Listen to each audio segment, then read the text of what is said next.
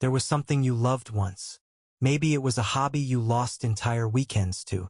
A subject that made you feel alive when you talked about it.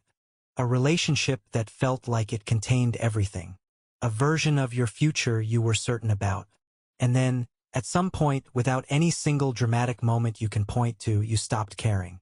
Not because something bad happened. Not because you chose to move on. The feeling just quietly left. The way a fire dies when nobody adds wood. And you are left standing in front of something that used to matter to you, trying to remember why it did, and feeling a strange guilt about the fact that it no longer does. This is one of the most disorienting experiences a person can have. And it is far more common than anyone talks about. The question is not whether it happens. The question is why. And the answer goes much deeper than boredom.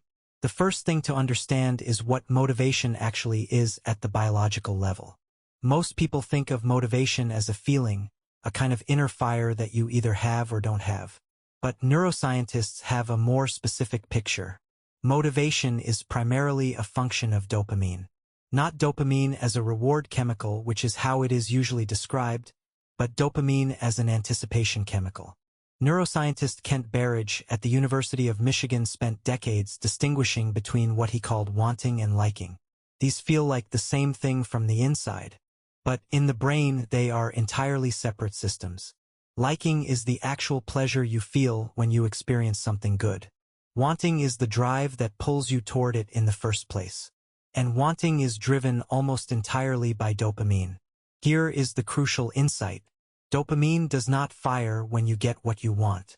It fires in anticipation of getting what you want. The spike happens in the gap between desire and fulfillment.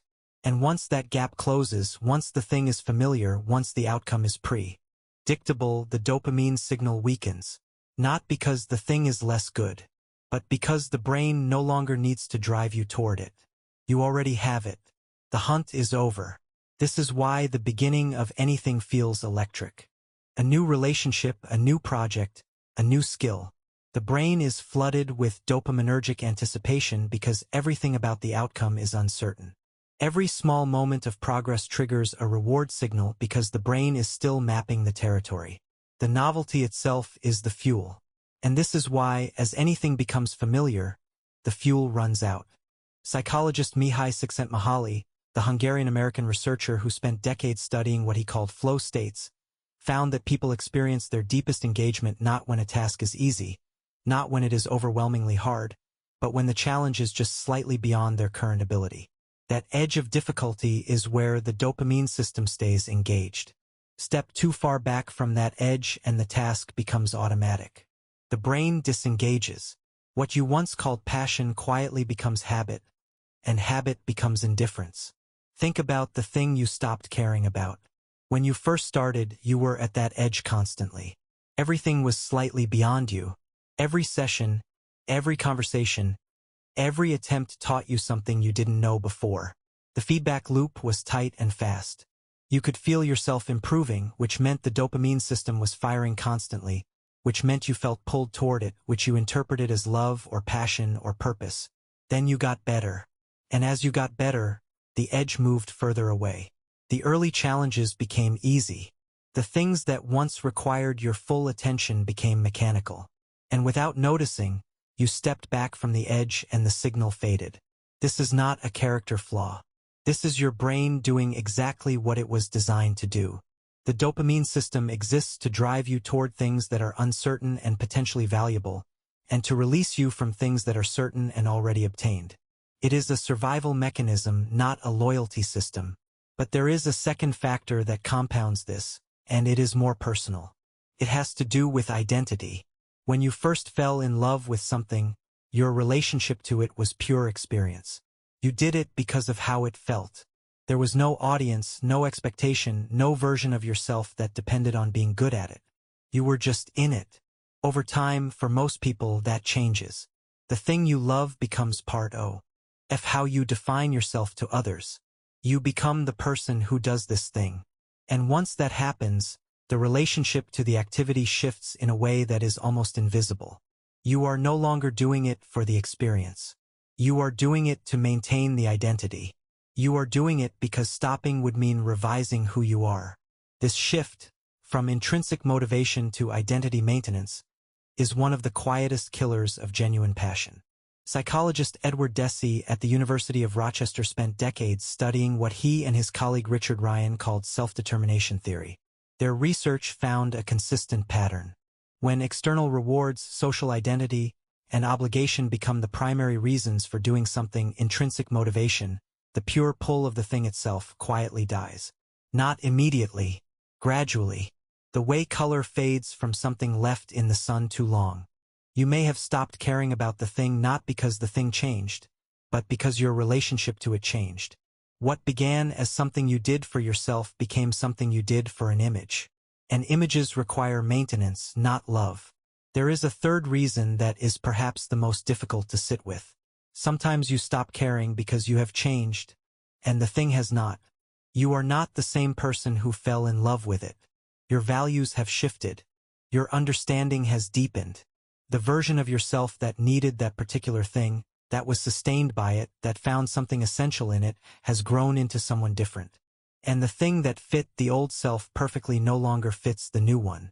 This is not loss, even though it feels like loss. It is more like outgrowing a room you once loved. The room has not become worse. You have become larger.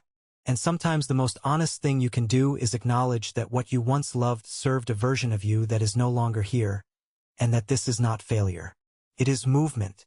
Psychologist Dan McAdams at Northwestern University, who has spent his career studying how people construct life narratives, argues that human identity is not a fixed thing but an ongoing story we tell about ourselves, one that requires periodic revision. The chapters do not all have to be about the same themes. The protagonist is allowed to change interests. The story is allowed to go somewhere new. But here is what the research also shows. Some of what feels like lost passion is not lost at all. It is buried under the wrong conditions.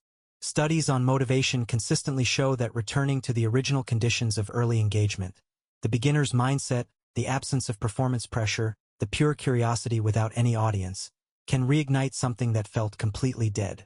When you strip away the identity, the obligation, the expectation, and simply return to the thing as if for the first time, the dopamine system sometimes reactivates.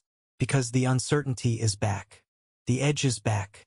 The gap between desire and outcome reopens. Some things you have stopped caring about are genuinely finished. You have grown past them, and that is right and it is good. But some things you have stopped caring about are simply buried under too much familiarity, too much expectation, too much of yourself having become attached to them in ways that killed the original joy. The way to tell the difference is to try removing everything external and returning to the bare thing itself. No audience, no identity, no performance, just the activity and you, the way it was in the beginning. If something comes back, even faintly, it was never really gone. If nothing comes back, then you have your answer. And that answer is not something to mourn. It is something to follow. Because somewhere ahead of you, slightly past the edge of what you currently know, something is waiting to make your dopamine system fire the way it did when you first discovered what it means to care about something deeply. You have not lost the capacity for passion. You have simply finished with one of its objects. That is not an ending. That is an opening.